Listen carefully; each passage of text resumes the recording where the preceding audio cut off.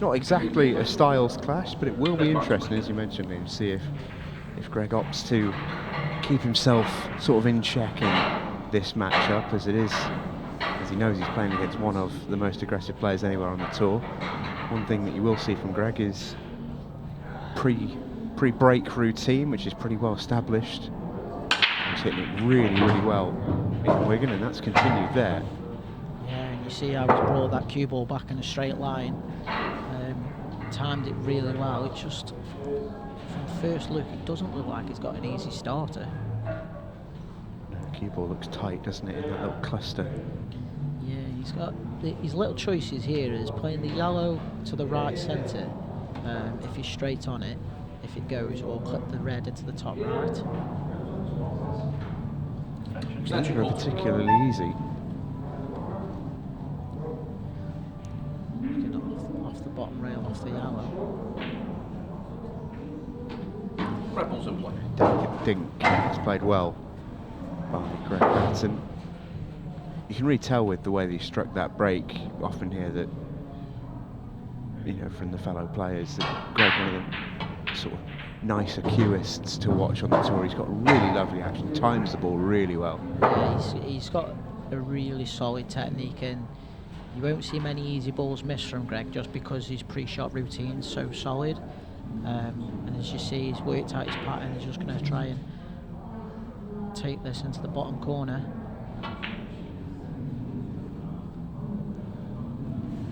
It's going to hang. And the commentator's curse strikes early. Well, yeah, but you could see he was trying to just nick a little bit from that shot, just to hold the white as much as he dared. And it was certainly a great chance once he'd got himself into that position. Hanging that red has opened things up for Kris Hampson. And is he pushing the boat out straight away? Loss of turn shot looking for here, which is actually a clever shot if you can get the cue ball onto the left hand side of the table. Just to not leave the double on the red though.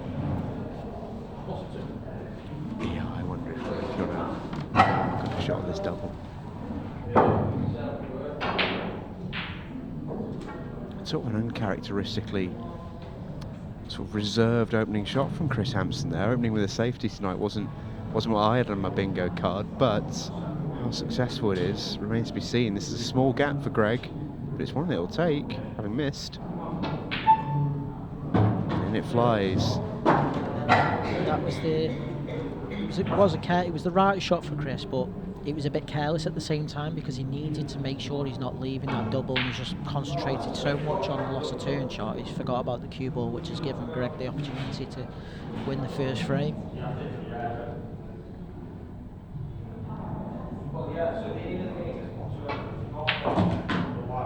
Shows a little part of that's a lovely cue ball from Greg. Shows a little part of Kris that's going, oh, never ever going to play safe again. Yeah, he's just slightly off angle on the red here. So yeah, it just slowed up a little bit, didn't it? Thought it had a little bit more legs on it, but should still be okay. A solid pop.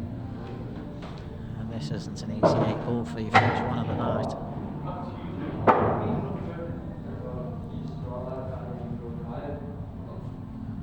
Whilst he may go for the cut, he's got to be careful that he doesn't go in off with the cue ball into the middle pocket as well.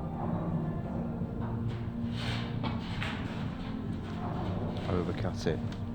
It always felt like an option when it was so thin. You're almost playing to miss that ball essentially, aren't you? Yeah, no, I wasn't sure whether, because it was so thin, whether it was worth playing the back double into the middle on the 8 ball.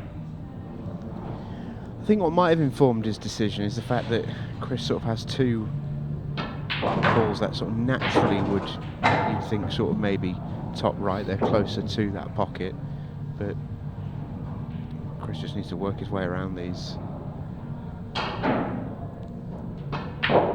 Oh, well. Did not see that coming. Not at all, and he went all out attack, and it's the dream start for Greg. He's made a couple of mistakes, but anyway, you get the first frame on your board for the night, you'll take. Yeah, and you could see exactly what Kris was trying to do. Those two yellows that I mentioned that were nearest to the 8-ball, they were kind of a little bit awkward in the sense of they didn't sort of go to a natural pocket. They were getting in each other's way a little bit, and maybe he could have tried to land underneath them and take them down the table to a middle or a bottom corner, but had the angle there to develop, and just goes to show we've had 2 misses already tonight on sort of jawed shots, and maybe these pockets are tightened up a fraction. Yeah, and it's good to see. Here we go, Kris with the break. He's going for the cut break. Oh, 8-ball. 8-ball is in for Kris Hampson. Well, the pool gods are feeling very forgiving for Kris after 2 pretty sizable errors in frame number 1. He then makes the golden break in frame 2, and after all of that, we are all square.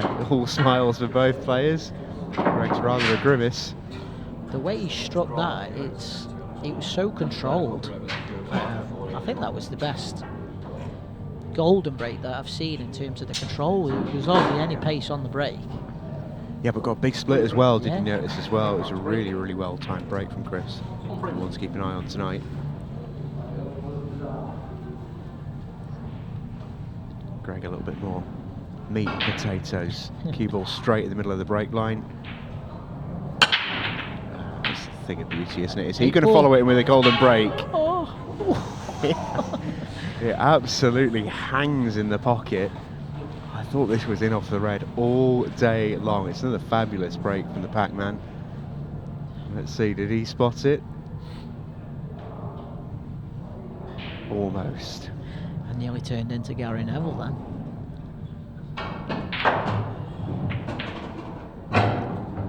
Yeah, it didn't go unnoticed. Just wondering, I'm not sure if it's touching ball, but do these 2 yellows plant? If it's not, he's got a chance. Yeah, the craziest thing about that break from Greg is that it was actually dry. All eyes were on the 8-ball and whether or not he made it, but that would have been the only ball that he made, because despite how hard he hits it and how well the balls are spread, nothing in. So the referee called touching ball on the yellows, which is why he played away.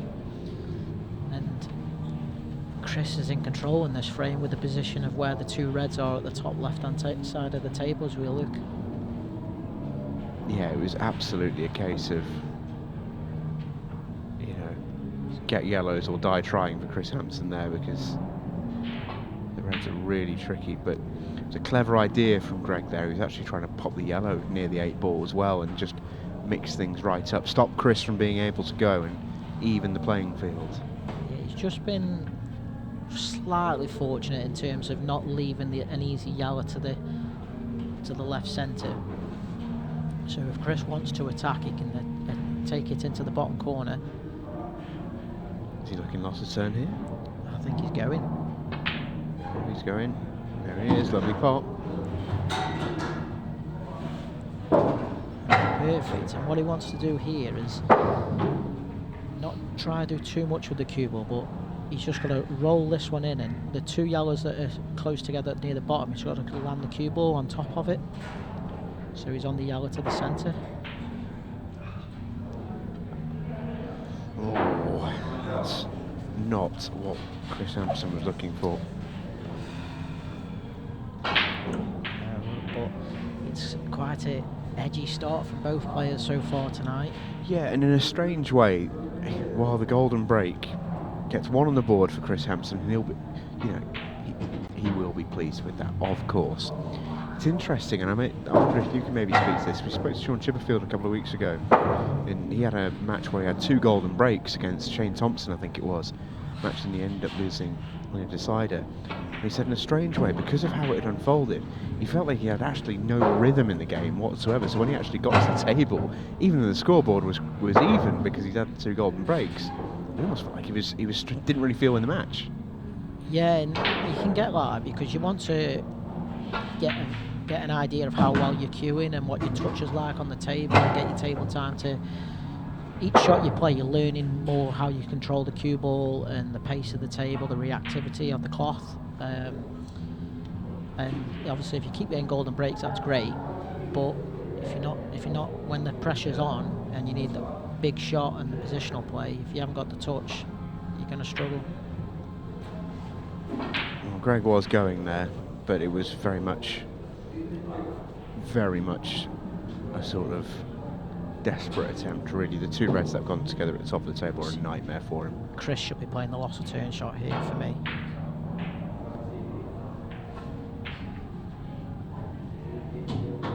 I don't understand why, even now, just clip off the yellow that's by the two that are on top of each other, and just play the loss of turn and leave the cue ball in the jaws.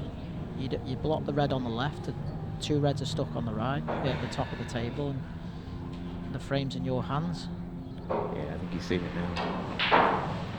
I think you could definitely make a case for not playing it initially, but having not landed kindly there, that felt like the obvious shot to go for. Yeah, I think the reason why I played it for... What's Greg lining up here?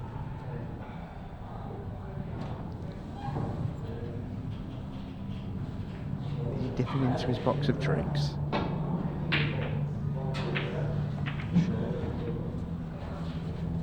He has got a bit of a repertoire as the Pac-Man. On that occasion. There wasn't many options available for Greg there, and I think going back to the shot before, I think the reason why I'd have played it first shot was if Kris had have missed that tough shot to the middle first shot, he would have handed an opportunity to Greg, whereas he could have got control. But with coming into the 8 minutes left of the match and Kris to take a 2-1 lead with this finish, this will just be what he wanted for settle into the evening. Yeah, often the cliche that we trot out is he never quite settles until that first frame's on the board, but when that first frame's a golden break, maybe it's the first 8 ball that you pot in regulation, maybe. But hopefully for Kris's sake, that'll settle him down. A couple of errors early on from both players here. It's 2-1 to Kris Hampson.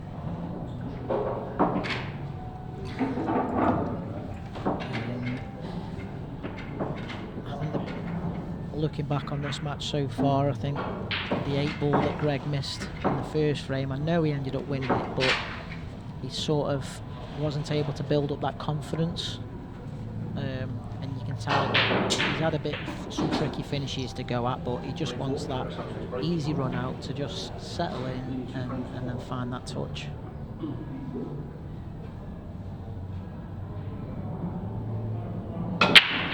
The 8 ball. Well, it was close again. This one was definitely not as well hit on this occasion, but look at this for a split. This is like a training drill. Kris Hampson almost mishit that cut break, at least it looked like at first glance. But this could not have come out any nicer. Yeah, I think it's just the first shot. I mean, he's got a choice of either colour set, to be honest. There isn't really a bad one, is there? No, I think yellows would be my choice, but there is an argument for reds.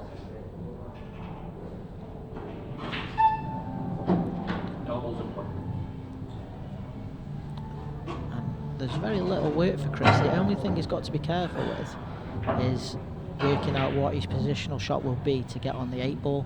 He doesn't need to develop anything, and it would be the yellow to the left centre would be my last ball to drop down to the break line. Yeah, that break line feels like a pretty good target, doesn't it? Because I think anywhere on that line, when you've got a sight of the 8 ball to cut to the middle.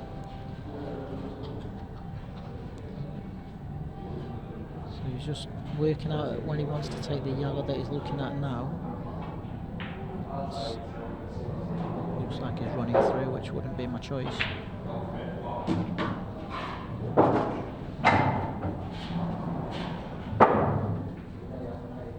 So the route that Kris has taken is, so the middle one of the 3 yellows is the one he needs to try and play on now. So just top this one through.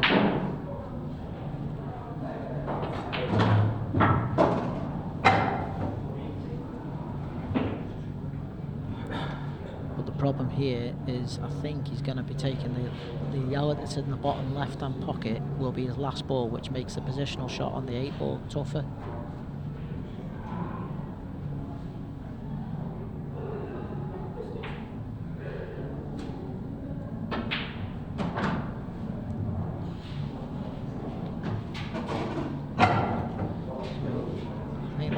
8 ball will be going into the top left-hand pocket, and Kris will be trying to leave an angle on the last yellow to bring the cue ball on the right-hand side of the table.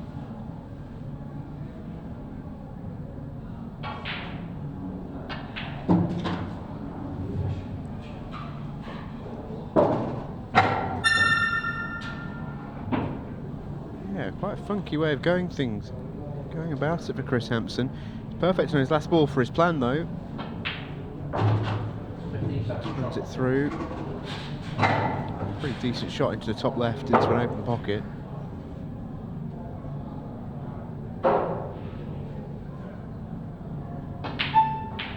And in it flies. Definitely what didn't look like the obvious route, but at the same time, when you see an 8 ball like that, it's an 8 ball that he'll feel he should make 10 times out of 10, so... Yeah, and like you say, if you get the finish, it's the right route. Well, that's why I'm in the commentary box and out of this competition. But, like I said, there's 4 minutes left of the match. So there's still time for Greg to reel off at least 2 frames to get himself back in it. Yeah, 15-second shot clock, I believe, is just come into play. Yeah, it has. I've had 27 seconds of it, last couple of shots from Kris. So 15 seconds a shot now in play. It is a difference maker. That break from Greg has been unbelievable. I think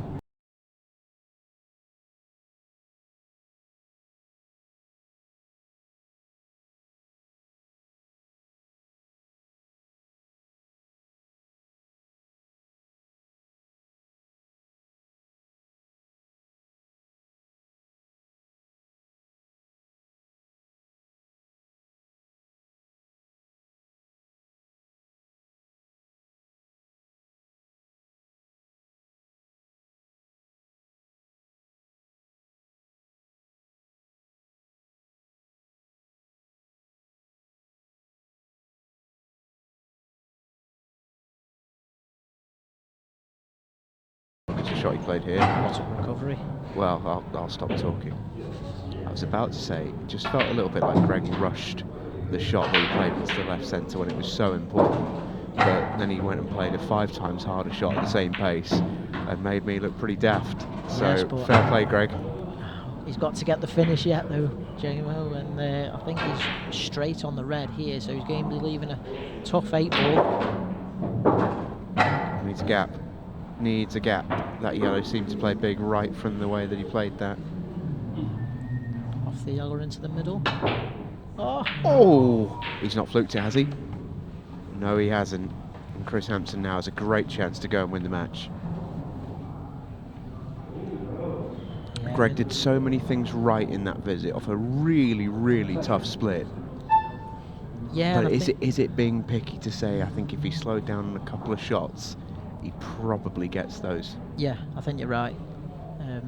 It's easy, isn't it, on a 15-second shot clock to feel like you've got to play at 100 miles an hour, but he actually had a lot more time than it maybe appeared. 100%. I think if he'd have taken the second to the last red that he potted into the corner pocket, he just needed to have a walk around to just have a look at the angle he needed to leave. Safety shot from Kris Hampson. And he's played a clever one because he's stopped the natural 2 rails for Greg, I think. So this is a tough shot. He's close. Oh, he was very close. Pac-Man nearly pulling out a showstopper. I think Kris is going to play this with a little bit of topspin, element of safety on the shot. Oh, I didn't love that. That was a nervy one, and Greg's going to win this. He's got sight of that 8 ball. Or has he?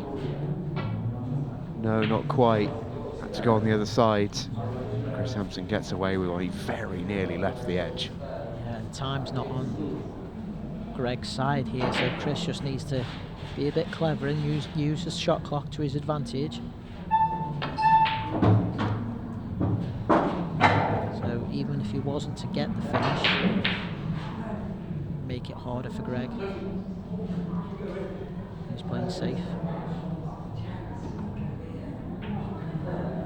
He could leave it pretty good snooker. 8-ball's in a pretty safe position as well, unlike where it was previously. Greg's just hoping for a good hit and take it for a ride and see what he can come up with. It's another good hit. Again, no look for Pac-Man. A bit of a story of his first match, actually. I feel like Greg's been on the end of some pretty bad run. Yeah, he's just not had the opportunities to get going, really. But to be fair to Kris, he's capitalised and looked in control. Yeah, he has. Be delighted to get on the board in this first match, will Kris. I think the most pleasing thing for Kris is the way he's broke. If he does that for the rest of the night, he's going to be tough to beat. Yeah, I suppose that's the crumb of consolation that Greg can take in the same tone. Break like that, and you've got to feel like that luck will turn at some point. But an entertaining first match, and it's Kris Hampson who gets over the line. What a start for him.